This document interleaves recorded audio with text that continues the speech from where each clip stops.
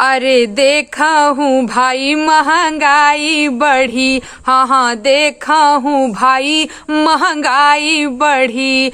अरे आलू के अदा पे हम गरीब हैं फिदा, आलू के अदा पे हम गरीब हैं फिदा। कि ऐठे पियजिया भइल नक चढ़ी, हाँ हाँ देखा हूँ भाई महंगाई बढ़ी। अरे देखा हूँ भाई महंगाई बढ़ी।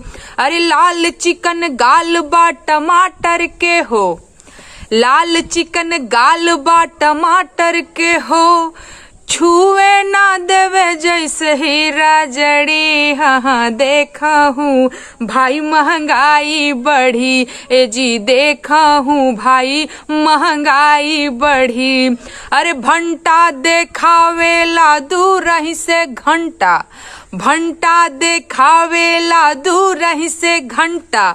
कमर बल खावे मरचा के लड़ी, हाँ हाँ देखा हूँ भाई महंगाई बढ़ी। अरे देखा हूँ भाई महंगाई बढ़ी।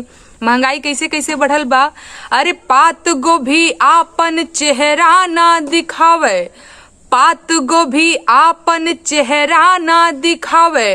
कि ओढ़नी पे ओढ़नी है पर्दा चढ़ी, हाँ हाँ देखा हूँ भाई महंगाई बढ़ी। अरे खाई लेब दाल भात औरी अचार, खाई लेब दाल भात औरी अचार। अरे सब्जी तरकारी तोर पैया पड़ी, हाँ हाँ देखा हूँ भाई महंगाई बढ़ी। अरे देखा हूँ भाई महंगाई बढ़ी।